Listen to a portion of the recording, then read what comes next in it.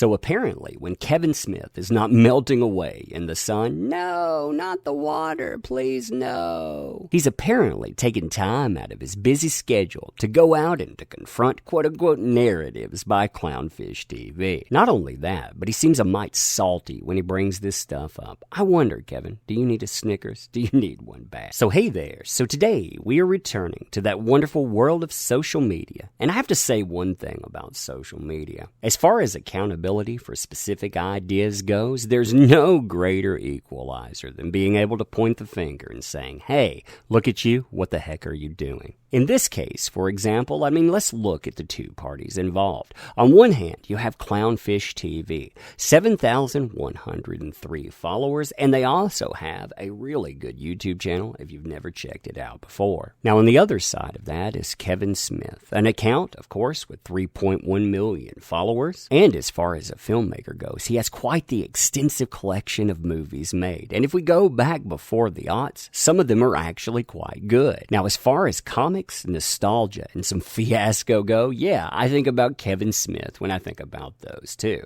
Let's take The Widening Gyre, for example. I actually liked that series, but you see the headline in front of you? Yeah, that was all Kevin Smith. Now, the reason that I bring this up is because Clownfish TV is talking about questionable direction, and this is questionable direction incarnate. You have Batman talking to someone on a roof, telling them, hey, don't worry about mistakes out there. I've made mistakes too. Like the time that I wet myself when I went out and tried my first gimmick.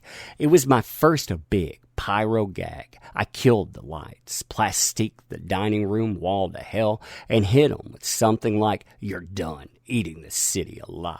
Ladies and gentlemen, you have eaten well. You've eaten Gotham's wealth. Its spirit, you feast, is nearly over. From this moment on, none of you is safe. But what none of them knew was the incendiary went off hotter than expected. And when I felt the size of the explosion and the sudden blast of searing heat, well, I had a bladder spasm. No, you're saying you wet your pants? No, Batman, no. Now, what was interesting about this was that it divided fandom. And not only did it divide fandom, but you had somebody that set out, that said that they loved that character, that said this is going to make him more relatable. So you could see how people might question the way that Kevin Smith carries this character or any other character forward. So enter He-Man by Netflix. And let me just say, with Netflix, they are the type of place that would take nostalgia and childhood, take it behind the shed, and beat it repeatedly for fun. So, of course, you could believe anything out there. Now, Netflix, of course, they tout this as a star-studded affair, and they tell you that this show, it's going to focus on unresolved storylines of the iconic characters of the He-Man universe, making people wonder, what exactly does that mean in current year? What kind of horror am I going to see? Again, right behind the freaking shed. So what's interesting about Clownfish TV in this is that they've talked about multiple shows. There have been many people step out and say, yeah, you're wrong about your sourcing, only to find out that Clownfish TV, they have absolutely been right. The people that they've had behind the scenes, they have been right about things, but by then, all the articles and hit pieces, they say it doesn't matter. So Clownfish TV, they start talking about He-Man, and they say, my understanding of Kevin Smith's He-Man series from an alleged insider, Teela is a better He-Man than Adam, and he steps aside to let her and her girlfriend take over hero duties. If true, this won't play well. Now you notice, they say they can't confirm this later on, but they note, if true. If true, this won't play well. The reaction to that, too, is why Kevin Smith, I think, ultimately has something to say. Because people are asking about it. People are saying that that's ridiculous. They're saying, hey, I don't want anything about it.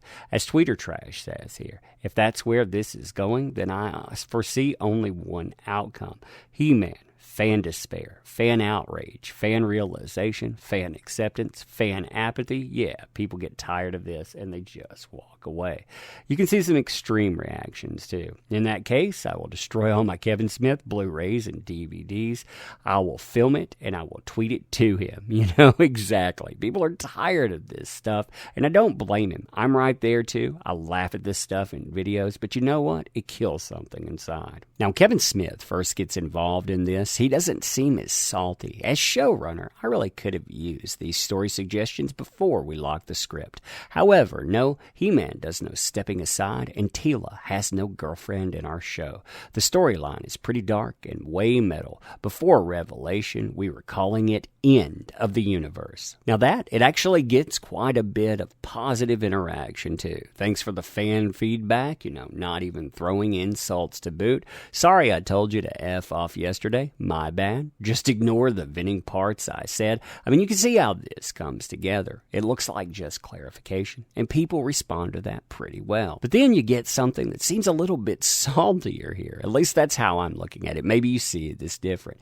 Also, they tag in Real Clownfish TV. Instead of posting your faux or your fake insider info, here's a real story. Mattel made a behind-the-scenes video featuring our actors recording. So a fan took the Mark and Lena dialogue and spliced them into old Filmation clips, and they post that in there. Like I said, that feels a little bit saltier in it. Now that, of course, brings in the comic book media, who are all too happy to report on this because they don't like YouTubers very much. I mean, if you want to go and look at comicbook.com or other folks, yeah, look at what they say or don't say about, say, a Clownfish TV when they're reporting. But I digress on that. So, comicbook.com, they classify this under anime for an interestingly, I don't know, reason. You can see that at the top. But they write an article, Kevin Smith debunks He-Man story rumors.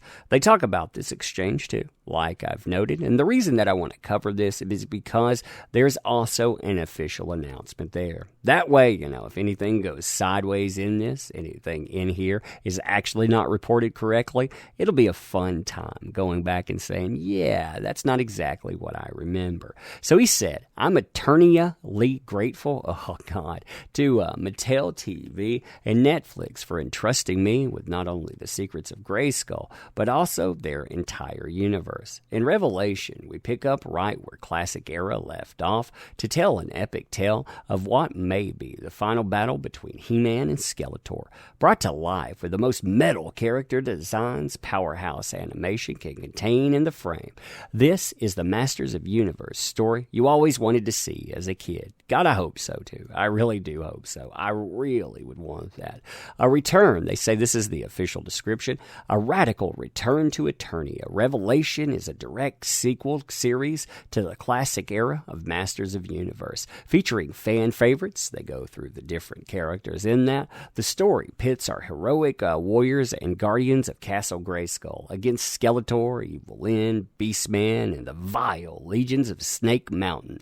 So, you can see that cover. Now, the thing to remember with the Clownfish TV too is they want that type of outcome. They want a return to nostalgia. They want a return to something that's going to be fun. That's the entire talking point, premise that most people bring up. They want a show that's worth watching. When Clownfish TV covers these rumors, the bad thing about it is that whether or not this transpires, people can believe it because in current year, that's the kind of stuff we face. In comics, for example, you see the headline in front of you, wherein X-Men, they've basically taken things to an interesting place, let's just say. You have Wolverine, Jean Grey, and Cyclops. They're all living together under one roof, doing some things that you would never expect. That is current year. You have media that go out and make lists of progressive or woke-ass shows where they include Steven Universe, Doc McStuffin for kids. All of this stuff again and again. In movies, I can't even begin to list the number of movies that have gone sideways, from Terminator, Dark Fate, Charlie's Angels, that new sequel, Ghostbusters 2016, Star Wars. I mean, you keep looking on, and that list, it seems to be ever growing. And behind it all, of course, you have Netflix, who loves, again, taking shows out behind the shed and beating them until you're non-recognizable. And Kevin Smith, well, I'll leave you this clip in front of you just to remind you of what he did when he had Batman in his hands. But anyway, you see all of that stuff. I wish Kevin Smith the best of luck on it. I hope he doesn't get as salty when anything else comes up, too. Just eat that Snickers. Just eat that Snickers. Don't melt away. And yes, make a good show, please. Props to Clownfish TV, too. Hope you check them out. And yeah, leave me your thoughts on this. Closing, I want to thank you for showing up. Thank you for participating. Your time is valuable, and I definitely appreciate it. I don't want to monopolize that, as I say many times, but I do want to thank you for it because not enough people do that. If you like this channel, too, you want to sub to it, you want to share videos, definitely do so. But you showing up, that matters. And like I said, I'm appreciative of it. I don't want to take any more time except to say, again, thank you. Appreciate you. We'll do this again soon. Thanks.